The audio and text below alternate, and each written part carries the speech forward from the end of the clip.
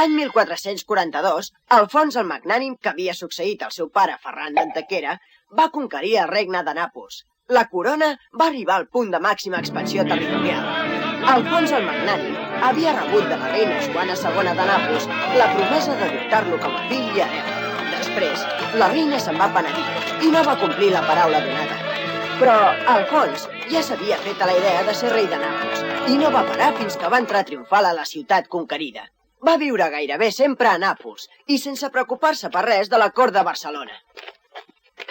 Mira que grassos i tips que ran. Clar, són els que manen. Només els rics poden ser del Consell de Cent i de la Generalitat. Nosaltres, els menestrals i els petits comerciants, que som la majoria, no en podem ser. Volen manar i són tan poca cosa. Són com una busca, és a dir, com una estella.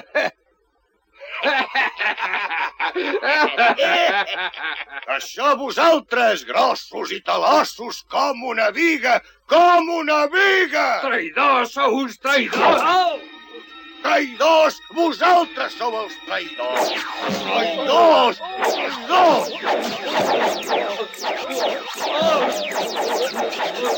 Fora privilegis! Fora privilegis! Fora! Fora! Fora! La situació era molt delicada. Les lluites entre la Viga o el Partit dels Poderosos i la Busca o el poble eren cada vegada més fortes. Majestat, us haig de donar les gràcies per permetre que alguns artesans del Partit de la Busca formin part del Consell de Cent, però em sembla que encara els hauríeu de donar més poder, majestat. Galceran de Requesens, ja que has vingut expressament aquí, a Nàpols, per demanar-m'ho, t'ho concedeixo. Que el Partit de la Busca governi el Consell de Cent de Barcelona. Ai, no m'amoïnis més, home. Oh, és que les teves orelles no senten aquesta música tan bonica.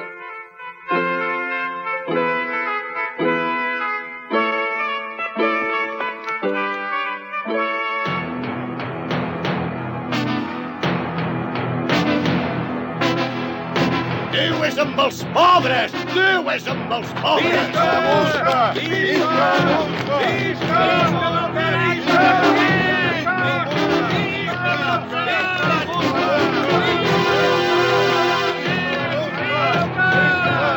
Vosaltres, púrria, que us penseu que maneu. Això no quedarà així. Què us heu pensat? Nosaltres som els que manem. També al camp les coses anaven malament. Els senyors feudals eren els amos de tot. Oprimien cada vegada més els seus vassalls, els pagesos de remença, amb els anomenats mals usos. Hola!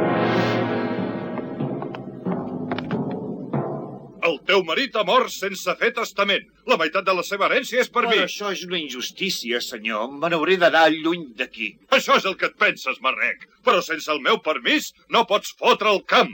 Ja veieu com estaven les coses en aquella època. Els senyors feudals tot ho dominaven. M'hauràs de pagar els desperfectes de l'incendi. Però escolteu, senyor, si ha estat un llamp. És igual. I la teva filla vindrà de serventa al meu castell.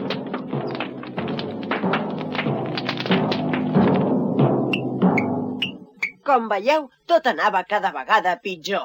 Pagesos de Mieres i de la Garrotxa! S'han d'acabar els abusos dels senyors feudals! Abans això no passava! Hem d'anar a demanar suport al rei! Agrupem-nos i lluitem! Bern tallat! Tu has de ser el cap del nostre bàndol! Visca Bartallat! Que mori la terra dels pagesos!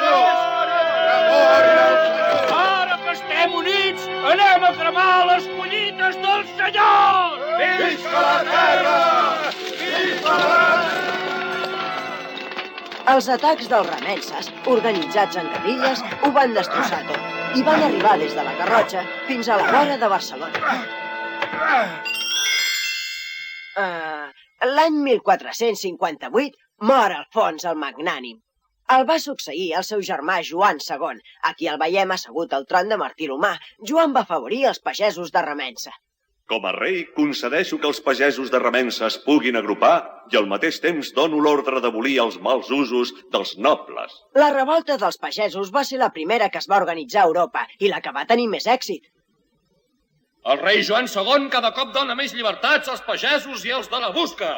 I no respecta els drets dels nobles ni les constitucions del país. Quan teníem els nostres reis no passava això. Ha de ser la Generalitat la que tregui el rei fora de Catalunya. Sí, que se'n vagi. Fora!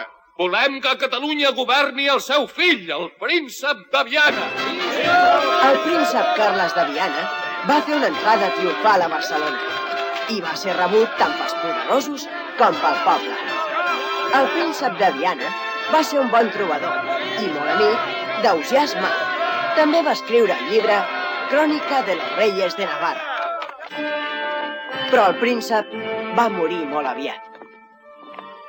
Tan bon que era. Hauria fet molt per nosaltres. I és veritat que ha mort enverinat. Tots diuen que per la seva madrastra. Això és el que es diu. La Generalitat ha tret de Catalunya el rei Joan II, que se'n va a demanar ajut al rei de França Lluís XI. No corris! Escolta, no corris! El rei Joan II amb tropes franceses ha ocupat Balaguer i es prepara a presenjar a Barcelona.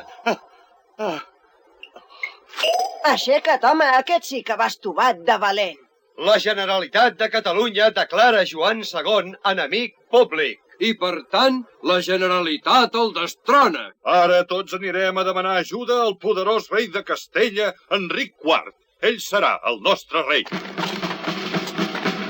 Així, tot el país es va encendre en una guerra civil entre el rei Joan II i la Generalitat. Aquesta guerra va durar 10 anys, de 1462 a 1472, i va acabar sense vencedors ni vençuts. Es pot ben dir que la dansa de la mort va presidir en aquesta època els destins de Catalunya. Si voleu saber la veritat, em saben molt de greu tantes desgràcies. Adéu-siau, adéu-siau, adéu-siau.